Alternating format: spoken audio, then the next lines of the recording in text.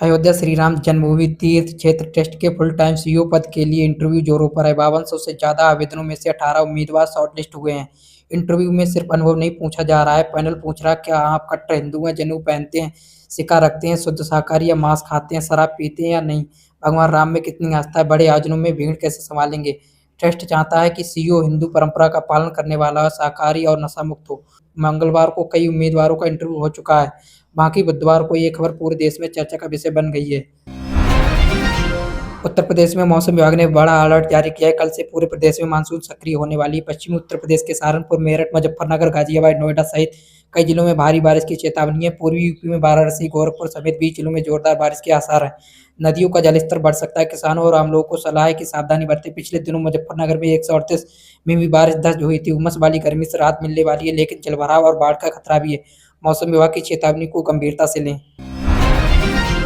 आगरा में साइबर ठगी का एक दर्दनाक मामला सामने आया है। क्रिप्टो करेंसी के मुनाफे का लालच देकर एक बुजुर्ग से करीब 16 लाख रुपए ठग लिए गए हैं। ठगी का पता चलते ही सदमे से बुजुर्ग की मौत हो गई। बेटे ने पुलिस में शिकायत दर्ज कराई है।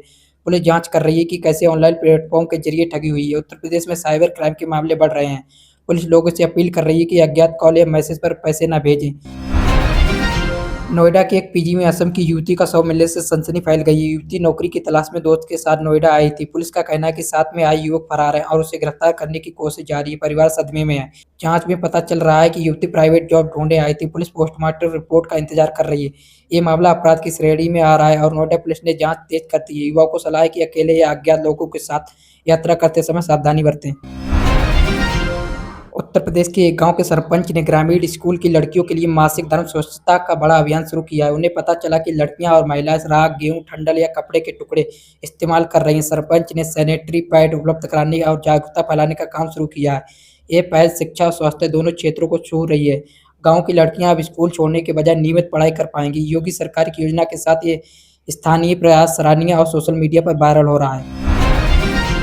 जन स्वराज पार्टी के नेता प्रशांत किशोर ने बांकीपुर उपचुनाव जीतने के बाद बड़ा वादा किया। उन्होंने कहा कि शिक्षित बेरोजगार युवा अपना सीवी मेरे ऑफिस में भेजें।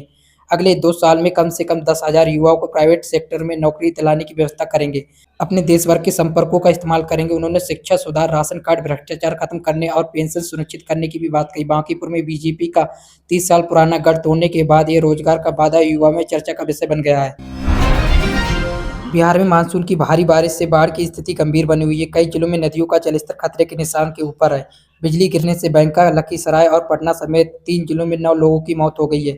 सरकार ने मृतकों के परिवार को 4-4 लाख रुपए सहायता की घोषणा की है। लाखों लोग प्रभावित हैं। राहत शिविर लगाए गए हैं। मुख्यमंत्री ने बचाव कार्य की समीक्षा की है।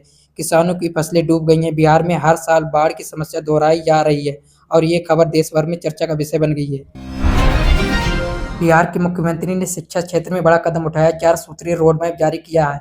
इसमें क्वालिटी एजुकेशन कमेटी, परीक्षा सुधार कमेटी, छात्र संवाद शिविर और मंत्री, सांसदों, विधायक द्वारा छात्रों की मदद शामिल है। सरकार स्कूलों की गुणवत्ता बढ़ाने और परीक्षा प्रणाली को सुधारने पर जोर दे रही है। हजारों स्कूल बिना भवन के चल रहे हैं, इस पर भी ध्यान दिया जाएगा। ये पहल शिक्षा और रोजगार दोनों से जुड़ी हुई है। युवाओं को बेहतर शिक्षा मिलने से रोजगार के मौके बढ़ेंगे। पटना में देर रात एक युवक पर बाइक सवार बदमाशों ने 4 गोलियां दाग दी। घटना सीसीटीवी कैमरे में कैद हो गई है। युवक घायल और अस्पताल में इलाज चल रहा है। पुलिस ने जांच शुरू कर दी है और आरोपियों की तलाश जारी है। बिहार में अपराध के मामले फिर चर्चा में आ गए हैं। लोग सुरक्षा को लेकर चिंतित है। पुलिस ने इलाके में पेट्रोलिंग बढ़ा दी है। ये घटना सोशल मीडिया पर तेजी से फैल रही है। प्रशासन पर सवाल उठाए जा रहे हैं। बिहार सरकार ने 400 नई पीएम ई बसों में से 50 को पिंक बस बनाने का फैसला किया है। ये बसें महिलाओं की सुरक्षा और सुविधा के लिए होंगी। सरकारी योजना के तहत कदम उठाया गया है। रोजगार भी पैदा होगा क्योंकि बस संचालन में महिलाओं को प्राथमिकता दी जा सकती है। पर्यावरण के अनुकूल ये बसें शहरों में पब्लिक ट्रांसपोर्ट को मजबूत करेंगी। महिलाओं की सुरक्षा और रोजगार दोनों मोर्चों पर एक अच्छी